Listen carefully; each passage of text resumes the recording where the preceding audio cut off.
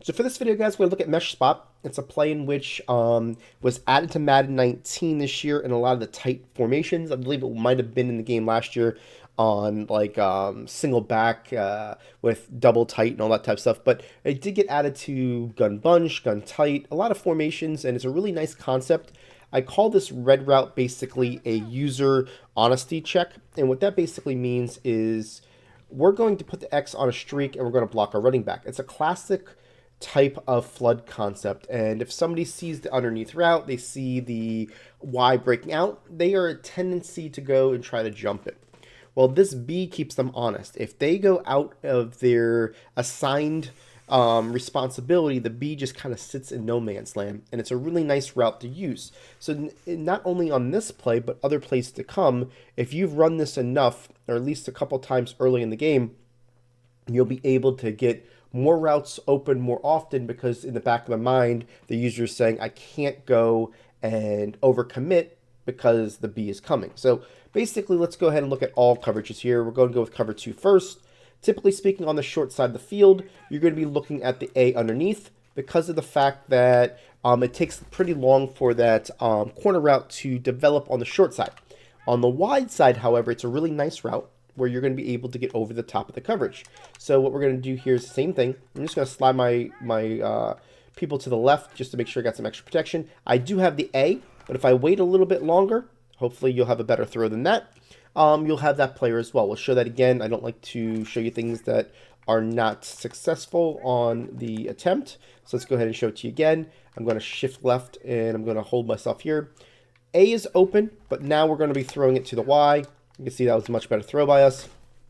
We were able to be able to get that pretty easily, right? So on the short side of the field is one way, on the wide side of the field is the other, right? So it's kind of a 1-2 read. Now let's go to cover 3 so you can see it. Actually, before I get to cover 3, let's do and simulate that you're basically putting, oop, I got the wrong button there, putting the X on a middle third. That way you kind of have that symmetrical look a lot of people will run. And what that's going to do is, if the user here, which typically would probably be the guy here, is going to follow the left side of the screen, maybe he sees that it's going to be a flood concept, you're going to see that this guy's going to go here. Now this is what I'm talking about. This guy's going to get wide open in the middle of the field. It's a really nice route that really just basically gives that opportunity for you to really get flood concepts, because they have to worry about it. Now, let's get to cover 3. And with cover 3, you're going to see we're going to start off with hard flat. Now, with hard flat, if you're getting a lot of hard flats, you can leave the Y the route what it is, or you can go ahead and smart route it. Smart routing it will get you a little bit more of a quicker throw, but it's going to get that same exact situation, right? So it's a really nice cover 3 beater. Same difference when it comes to, keeping them honest. If they're in a spot where they're doing cover 3, we're doing the same thing here. And they go with their user, say the hook curl, and this time they're going to follow one of those players to the left. You guys see that they're going this way. We're going to be able to throw this ball right in the middle of the field, and you're going to have some good success. So always know that if you need a bailout route 9 out of 10 times, the reason why you need a bailout route is because they covered your initial read on that Y or the A underneath, leaving the B open. So let's get into this a little bit more. And that's basically how it worked against cover 3 hards. Let's look at cover 3 cloud flat. And it's the same read. It's the high-low. The high-low of it is the A is going to get underneath. We're going to be able to throw it to him. But you're also going to be able to throw it to him on cloud flats. Okay? The reason behind that is because cover 2, the outside player is the one that gets depth. Here, cover 3 is the one that is the inside player, so it's going to give you some opportunity. It's going to work exactly the same on the wide side of the field. So you really got a good opportunity to use this Y route to beat cover 3, no matter if it's hard flat or clad flat, to the short side of the field, but also cover 2 from the wide side of the field, but also be able to just mix things in, right? So that is the first setup. Now the second setup I want to show you on this is exactly the same thing, but I'm going to list it differently. X on the streak, and block your running back, but this time I'm going to put the Y over to the right. Now, why do I do this? You're going to have a whole different situation. We're going to have a high-low with the same players, but you're just doing it from a post position rather than a corner position. So if you're looking at this and you're seeing cover 2, what we're going to do is you're going to see that this Y, I still have the A underneath, it's going to get open over here. That was just a terrible throw. We're going to try to aggressive catch it, okay?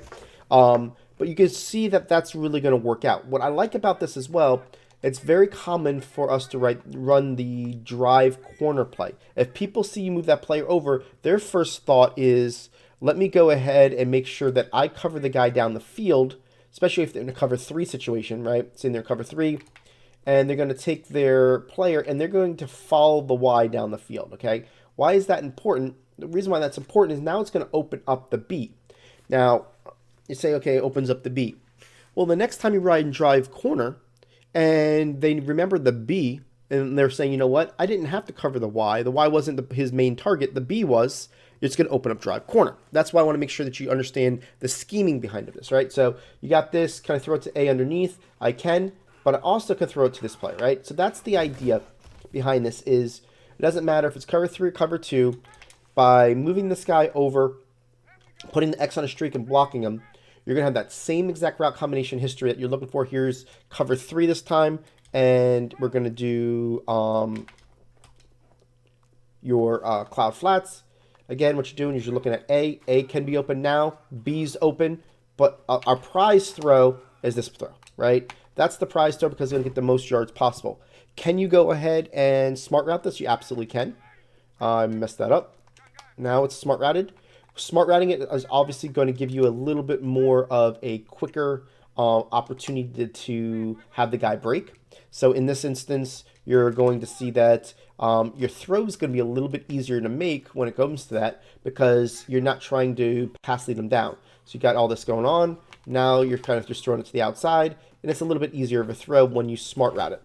So just kind of keep those in options. 2 different setups.